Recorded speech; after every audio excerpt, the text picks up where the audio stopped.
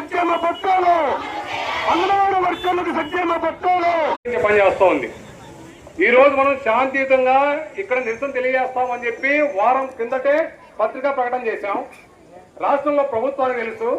అయినా నిన్న ఇక్కడ వారం కిందట ఎస్పీ గారు 30 యాక్ట్ అమల్లో ఉంది. ఆ 30 యాక్ట్ ఉన్నప్పుడు ఈ రకంగా మీరు ఆందోళన చేయాలంటే ముందుగా మాకు అప్లై చేసుకోవాలి, మీరు అనుమతి ఇచ్చిన వాళ్ళే చేయాలని చెప్పేసి వాళ్ళు ప్రకటన చేశారు. నిన్న మనం ఈ రోజు ఇక్కడ ఈ ఆందోళన చేయడానికి ఇక్కడేమని ఎవ్వరికి ఆటంకాలు కలిగించాల.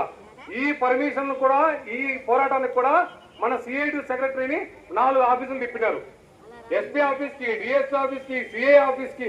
అంటే దొంగలు తిప్పినట్టు, లేదా ఎవడో దొమ్మి లూటీ చేసామని, లేదా రౌడీ షీటలు తిప్పినట్లు కార్మిక సంఘ నాయకుడిని ఈ పర్మిషన్ కోసం అని చెప్పి ఈరోజు ప్రభుత్వం పోలీసులు ఎట్లా వినియోగించుకుంటుందో అని చెప్పేసి అర్థమవుతా ఉంది. గతంలో జగన్ ప్రభుత్వం ఉన్నప్పుడేమో చెప్పింది ప్రభుత్వం, ప్రతిపక్షంలో ఉన్నప్పుడు నారా లోకేష్ చెప్పారు, మాది పరదాల ప్రభుత్వం కాదు, ఎవరైనా సరే స్వేచ్ఛగా అడగచ్చు, స్వేచ్ఛగా పోరాటం చేయొచ్చు, అవసరమైతే పోలీస్ మీకు బందోబస్తు ఇస్తుందని చెప్పాడు.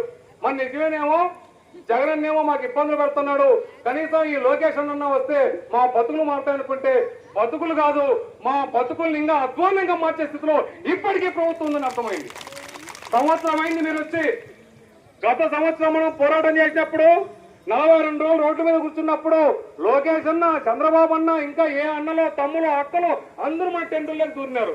అమ్మ మీకు అన్నం పెడతాం, మేము అధికారంలోకి వస్తే కడుపు నిండా అన్నం పెట్టేలాగా జీతం ఇస్తామని చెప్పి. మరి సంవత్సరం అయింది.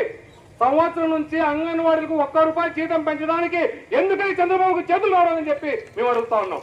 పైపెచ్చు సంక్షేమ పథకాలను కోత పెడతారా? తల్లిక వందనం అనే పేరుతో మేము అందరి తల్లులకు కూడా డబ్బులు ఇస్తాం, పిల్లల్ని బాగా చదివించుకోవాలని చెప్పిన ఈ ప్రభుత్వం అంగన్వాడీలు కూడా ఇస్తుందేమో చెప్పి ఆశ ఉండింది. ఎదురు చూసాం.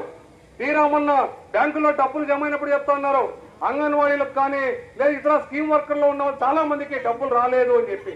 ఎందుకని విచారిస్తే వాళ్ళు చెప్పేది ఏమంటే ప్రభుత్వం టెక్నికల్ గా ఏదైతే కంప్యూటర్ లో మనం అప్లోడ్ చేస్తామో అక్కడ ప్రభుత్వ ఉద్యోగులుగా ఉంది కాబట్టి మీకు జీతం మీకు వందనం రాదు, తల్లికి వందనం రాదు, ఇంకా భరోసాలు ఏమున్నా 1 రూపాయి మీకు డబ్బులు రాదని చెప్పి.